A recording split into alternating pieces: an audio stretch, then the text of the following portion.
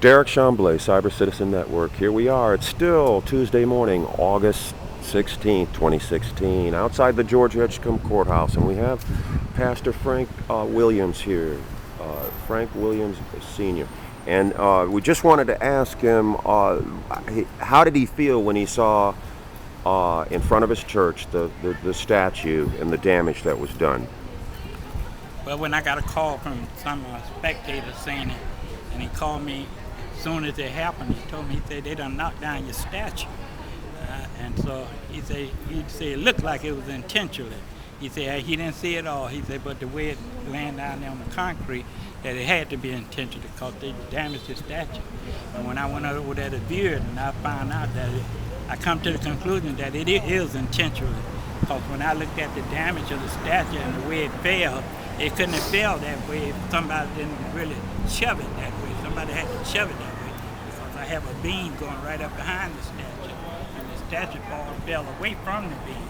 And I'm wondering could they have hit it from the backside and it fell away from the beam.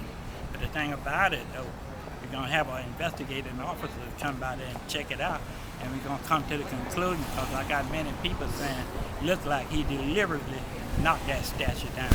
And I know I'm in a zone where they don't want me to be there, but my church is there, and I'm trying to continue to praise and glorify God right there on that pavement and everything. And that's where my statue was sitting right in the front of the church. And by sitting right in the front of the church, they're trying to do damage. To damage the church, stop up from worship. They got all the street blocked off on the south, blocked up on the north, blocked up on the west side. The only way we can get into our church now is to go through the apartment section and come around there and park on that one-way street. And they've been hindering me like that for a few months. And I'm just wondering why they can't speed it up. And thinking they're doing it like that to keep me from pulling in my people pulling in the park in the front of the church. They're not bringing much evil upon us, but God gonna justify what they're doing, and God gonna get vengeance on them too. And then did any of the workmen or anybody from the city contact you in regard to the damage done by the workmen to your statue? Yeah, one of the supervisors was supervising the job. He came and told me that it was an accident. One of his men knocked it down. Then I said, well, where is it? Let me talk to him. He's told me, well, he's no longer on this site here. He gone to another site. I said, well, give me his phone number and everything so I could call him so he could come down here and tell me exactly what happened. And when you walked up, were there any fragments on the pavement? When I inspected it, it had been cleaned up in terms of there were no small fragments on the sidewalk. That is so true. Was it all cleaned up and just the head was there? Yeah, I think they cleaned it up before I got there. I think they really was hoping that nobody really see it. But I had a lot of witnesses around there to testify. Okay. And they called me on my phone, and the guy that didn't call me, he was supervising the job over there. He said he couldn't find my number nowhere.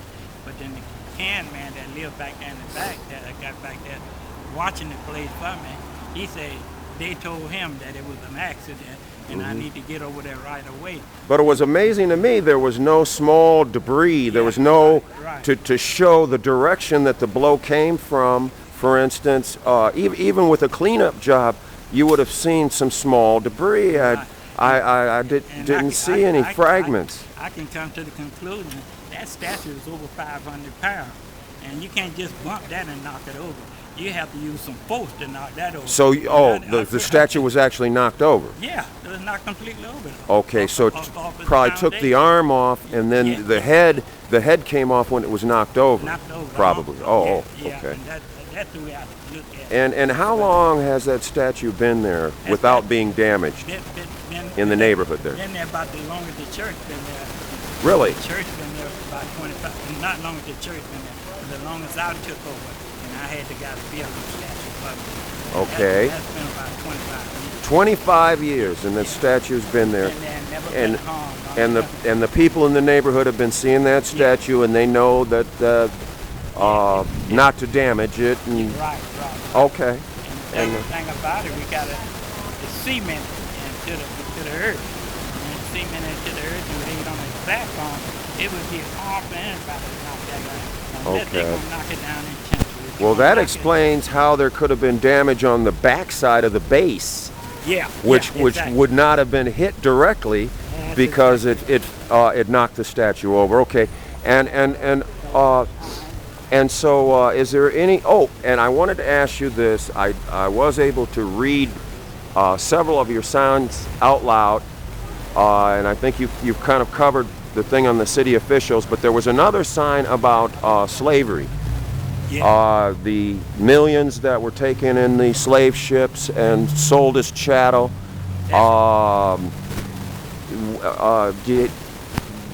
This is a very interesting sign. And then the other one about Syria. Did you have any comment you can make on? I definitely can make comments about Syria. Syria, the United States was thinking about going over there doing some damage to Syria and everything. And I heard seen a Syrian and she was pleading that the United States wouldn't drop no bombs on her. But I don't know whether the United States ever carry that through. The Syrians had many bombs dropped on them. Not only just in the United States, if the United States dropped, but I know Russians dropped many bombs over there in Syria and killed a whole lot of innocent people, women, children, and all. And they was crying out for help. And they were basically crying out to the United States for help. But the United States would not go and help them at that point in time in life. And but the United States has got their own problem here where they killing up our young men and all that right here in the United States. And they need to try to help us. We the one that was a major problem. We built up this here country here in the United States, and the reason the United States is flourishing like it's doing because of our ancestors. And now they want to choke us out and take us out in different parts of the world, in the wooded area, flooded area, and move us out of Central Park. And that's where our homeland is, the Central Park. And God has blessed Central Park basically for people like me and other black people that had to carry through there all their lives, and our mother, our ancestors and all of that. Yes, and you got your signs outside the church as you do here, Yeah, outside the George Edgecombe courthouse. But you got your signs outside the church, and do you feel that you're a target also by the power structure in the city because of your signs? Do you feel you should have the freedom to have your signs on your private church property there? Yeah, definitely. So the public can read these kind of signs? That's exactly what it's all about. See, we ain't gonna get certain people to come into the church for me to preach to them or teach them anything. So I have to put my signs out. Since I put my signs out there, I'm hoping that they read them, and I think they are reading. And a lot of them is angry at me. My life done been threatened many times and times again and again and again. But I continue.